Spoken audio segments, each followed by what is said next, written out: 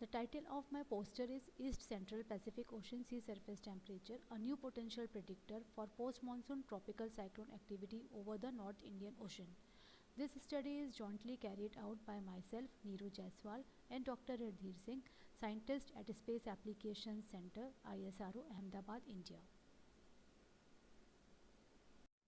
As we all know that advanced information of tropical cyclones is highly useful for timely planning and mitigation purposes. As tropical cyclones are formed in the open oceans, the oceanic conditions like sea surface temperature has a potential role in their development and intensification. In the present study, we have used power dissipation index, which is a convolution of cyclone intensity, cyclone active duration, and frequency of cyclones in a basin within a season. Numerous studies have examined the connection between the power dissipation index of tropical cyclones to the climate factors like sea surface temperature for different basins. These studies examine the impact of local and regional sea surface temperature on the genesis and severity of tropical cyclones. It has been shown in studies that local sea surface temperature destabilizes the atmosphere, leading to more severe tropical cyclones. Few studies have shown the strong association between local SST and tropical cyclone intensity. However, some other studies demonstrated the weaker association between the two and addresses the linkage between sea surface temperature in one basin to tropical cyclone activity in the other basins.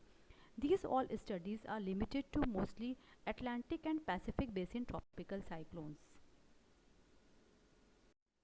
In the present study, our objective is to find the linkage between power dissipation index of post-monsoon tropical cyclones over the North Indian Ocean and global sea surface temperature.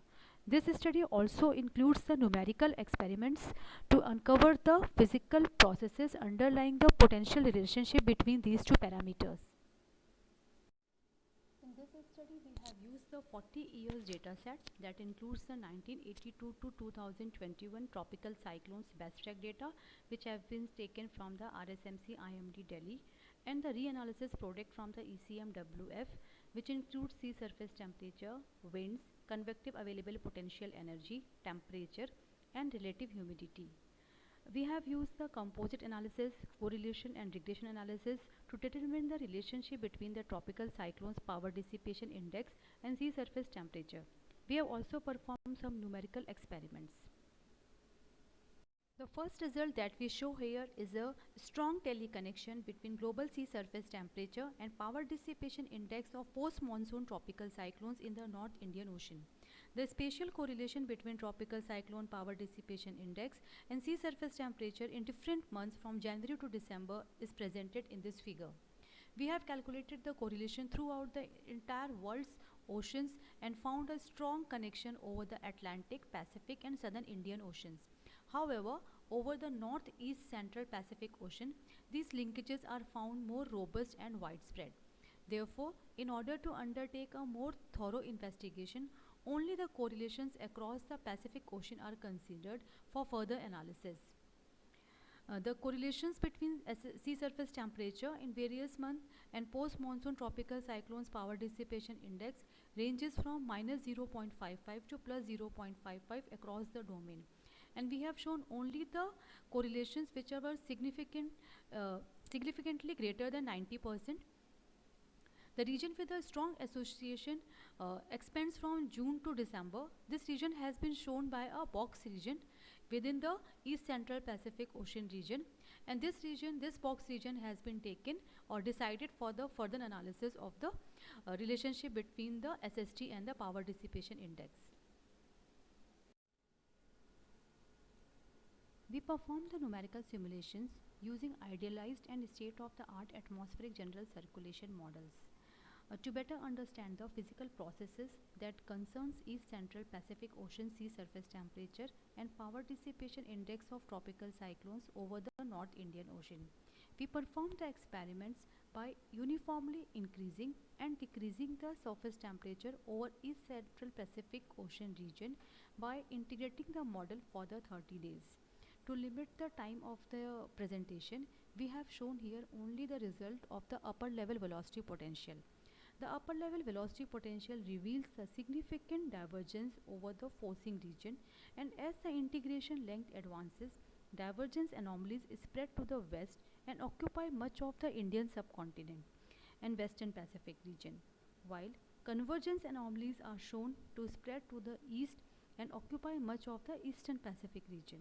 At the surface, the opposite is observed, with significant convergence established over the Indo-Pacific region and divergence established over the Eastern Pacific region. The physical connection between the East Central Pacific Ocean sea surface temperature and the power dissipation index of the tropical cyclones in the North Indian Ocean is explained in this figure. As the East Central Pacific Ocean sea surface temperature increases, the upper level convergence increases over the Central and Eastern Pacific. This causes increase in the upper level divergence over the Indian subcontinent and further increase in the low level convergence over this region. This increases the cyclone activity over the northern Indian Ocean.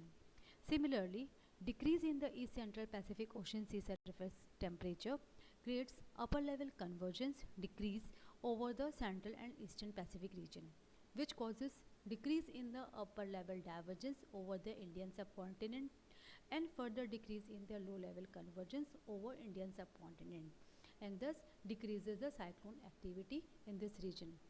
This physical connection is explained by the numerical simulations that we performed using linear paroclinic models and the atmospheric general circulation models. So we can say that heating over the East Central Pacific Ocean causes upper tropospheric disturbances that spreads westwards and causes an anomalous upper level divergence and lower level convergence over the Indo-Pacific region. This increased upper level divergence, lower level convergence and accompanying changes in the wind circulation pattern produces a favorable environment for tropical cyclone genesis and intensification over the North Indian Ocean.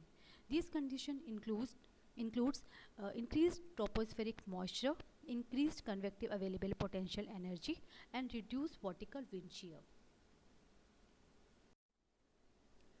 Thus, our study concludes that tropical cyclones in the North Indian Ocean is not only governed by the local sea surface temperature, rather, the sea surface temperature over the East Central Pacific Ocean is found to be highly correlated, significantly correlated with the tropical cyclone activity during the post-monsoon season of the North Indian Ocean. Thus, these findings have significant implication for modeling and predicting the post-monsoon activity of tropical cyclones over the North Indian Ocean. Thanks for giving attention to my presentation. Thank you so much.